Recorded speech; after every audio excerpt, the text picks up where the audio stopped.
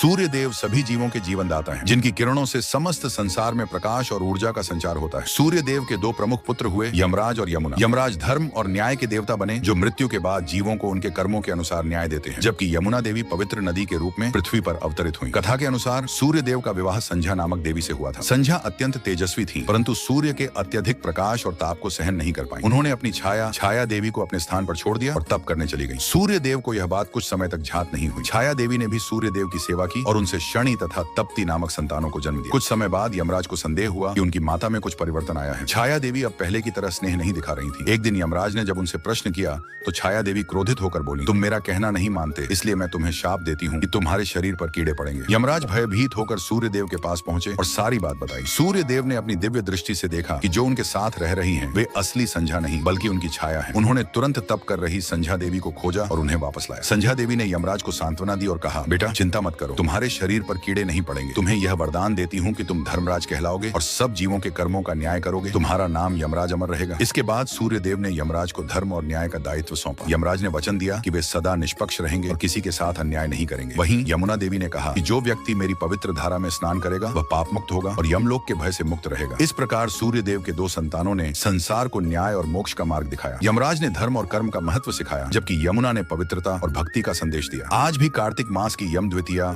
या भाई दूज पर यमराज और यमुना की पूजा की जाती है, ताकि भाई बहन के स्नेह और दीर्घायु का आशीर्वाद प्राप्त हो सके। यह कथा हमें सिखाती है कि न्याय, धर्म और स्नेह तीनों ही जीवन के सच्चे आधार हैं।